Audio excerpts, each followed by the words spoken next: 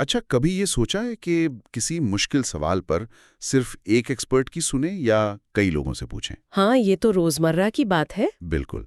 Machine learning में भी कुछ ऐसा ही होता है। एक तरीका है जिसे एनसेम्बल लर्निंग कहते हैं। हाँ, एनसेम्बल लर्निंग।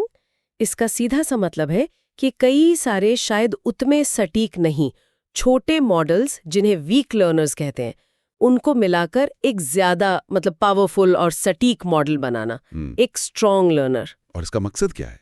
मतलब क्यों करते हैं ऐसा? मकसद है कि नतीजों में ज्यादा सटीकता आए, स्थिरता बढ़े और ओवरफिटिंग जैसी जो आम दिक्कतें हैं ना, वो कम हो। समझ गया।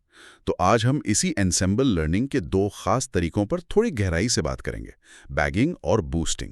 हमने इसके लिए कई अच्छे सोर्सेज देखे हैं। बिल्कुल, देखते हैं। चलिए पहले बैगिंग को समझते हैं। इसका पूरा नाम थोड़ा टेक्निकल है, बूटस्ट्रैप एग्रीगेटिंग। हाँ, बूटस्ट्रैप एग्रीगेटिंग। इसकी खास बात शायद ये है कि इसमें कई मॉडल्स अलग-अलग और एक ही टाइम पे ट्रेन होते हैं, मतलब पैरेलल में। बिल्कुल सही। इसमें होता क्या है कि जो हमारा ओरिजिनल डेटा है ना, उसमें से हम कई छोटे छोटे सैंपल्स निकालते हैं और ये सैम्पलिंग होती है विद रिप्लेसमेंट। मतलब एक डेटा पॉइंट उठाया, उसे नोट किया और वापस डेटा में डाल दिया। अच्छा, तो मतलब एक ही पॉइंट कई सैंपल्स में आ सकता है और कोई शायद किसी में भी ना आए। एग्जैक्टली। इसी को बूटस्ट्रैप सैम्पलिंग कहते हैं। इससे हर सैंपल या बैग थोड़ा अलग बनता है। फिर हर बैग पर एक बेस मॉडल, जैसे मान लीजिए एक डिसीजन ट्री, वो अलग से ट्रेन होता है इंडिपेंडेंटली। और फिर जब सारे ट्रेन हो गए, तब सबके नतीजों को कंबाइन करते हैं। अगर क्लासिफिकेशन प्रॉब्लम है तो देखते हैं ज्यादातर मॉडल्स ने क्या कहा, मेजॉरिटी वोटिंग से। हाँ, और अगर रिग्रेशन है, मतलब कोई वैल्यू प्रिडिक्ट करनी है, तो सबका एवरेज ले लेते हैं। तो इसका बड़ा फायदा ये हुआ कि अगर कोई एक मॉडल थोड़ा गड़बड़ कर रहा है या ओवरफिट हो रहा है, तो बाकियों के वोट उसे संभाल लेते हैं। बिल्कुल, ये मॉडल के वेरिएंस को, मतलब उसके नतीजों में जो उतार चढ़ाव होता है अलग अलग डेटा पर, उसको कम करता है। और ओवरफिटिंग भी कम होती है। हाँ, ओवरफिटिंग का खतरा कम हो जाता है। इसका कोई फेमस उदाहरण? Random forest. ये बैगिंग का ही एक बहुत पॉपुलर, मतलब बहुत कामयाब तरीका है। इसमें बेस मॉडल डिसीजन ट्रीज होते हैं। अच्छा, वो जंगल वाला नाम इसीलिए है। हाँ, कई सारे पेड़ मिलकर जंगल बनाते हैं। इसमें एक और चीज होती है, डेटा सैम्पलिंग के साथ हर ट्री में फीचर्स की भी रैंडम सैम्पलिंग होती है। इससे और डाइवर्सिटी आती है। ओके। और कभी-कभी वो डेटा जो सैंपल में नहीं आया, जिसे आउट ऑफ बैग OOB कहते हैं, उससे मॉडल की परफॉर्मेंस चेक कर लेते हैं बिना अलग टेस्ट सेट के। दिलचस्प है। तो ये था बैगिंग, जहां सब आजादी से काम कर रहे हैं। अब बूस्टिंग की बात करते हैं। ये तो बिल्कुल अलग है ना? इवेंचुअली कैसे? ऐसे कि पहले एक बेस मॉडल ट्रेन होता है, वो गलतियां करेगा ही। हाँ, कोई मॉडल परफेक्ट नहीं होता। बिल्कुल। तो अब उन गलतियों को देखा जाता है, जिन डेटा पॉइंट्स पर गलती हुई उनको अगले मॉडल की ट्रेनिंग में ज्यादा इंपॉर्टेंस दी जाती है। अच्छा, मतलब उन पे ज्यादा वजन डाल देते हैं। हाँ, वेट। हाँ, एक तरह से। ताकि अगला मॉडल खास तौर पर उन मुश्किल केसेस को सही करने पर फोकस करे। जैसे कोई टीचर कमजोर स्टूडेंट्स पर ज्यादा ध्यान दे। बिल्कुल वही एनालॉजी है। हर नया मॉडल पिछले वाले की गलतियों से सीखता है, उन्हें सुधारने की कोशिश करता है। और ये चलता रहता है। जी हाँ, ये प्रोसेस रिपीट होता है और आखिर में सारे मॉडल्स के नतीजों को फिर से कंबाइन किया जाता है।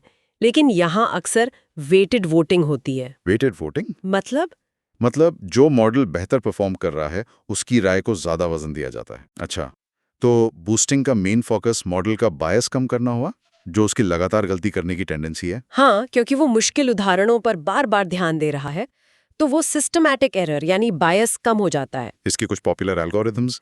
सबसे फेमस में से एक है एडा बूस्ट, अडैप्टिव बूस्टिंग। ये काफी पुराना और असरदार है। फिर आया ग्रेडियंट बूस्टिंग, जो किसी भी लॉस फंक्शन के ग्रेडियंट्स का इस्तेमाल करके धीरे धीरे गलतियां कम करता है। और आजकल XG boost, extreme gradient boosting, बहुत चलता है। ये ग्रेडियंट बूस्टिंग का ही एक ऑप्टिमाइज्ड और तेज वर्जन है। ठीक है, तो अगर एक नजर में देखें तो मेन फर्क क्या है बैगिंग और बूस्टिंग में? देखिए, कुछ पॉइंट्स मैं बताती हूँ। पहला, ट्रेनिंग। बैगिंग में पैरेलल, बूस्टिंग में सिक्वेंशियल, एक साथ बनाम एक के बाद एक। ठीक है। दूसरा, लक्ष्य। बैगिंग का मेन काम वेरिएंस घटाना, बूस्टिंग का बायस घटाना। वेरिएंस बनाम बायस। तीसरा, निर्भरता। बैगिंग के मॉडल इंडिपेंडेंट होते हैं, बूस्टिंग के मॉडल एक दूसरे पर निर्भर करते हैं, पिछली गलतियों से सीखते हैं। चौथा, वोटिंग, बैगिंग में अक्सर बराबर वोट या सिंपल एवरेज, बूस्टिंग में परफॉर्मेंस के हिसाब से वेटेड वोटिंग। ओके। और 5वां ओवरफिटिंग। बैगिंग ओवरफिटिंग कम करने में मदद करता है। बूस्टिंग बहुत सटीक हो सकता है, पर ध्यान ना दे तो ओवरफिट भी हो सकता है। लेकिन दोनों में समानताएं भी हैं। हाँ बिल्कुल, दोनों ही एन्सेम्बल तरीके हैं। दोनों कई लर्नर्स को मिलाते हैं और दोनों का मकसद अकेले मॉडल से बेहतर, ज्यादा स्थिर और सटीक नतीजे देना है। तो जो लोग मशीन लर्निंग फील्ड में हैं या सीख रहे हैं, उनके लिए जानना इतना जरूरी क्यों है? देखिए, ये सिर्फ थ्योरी नहीं है।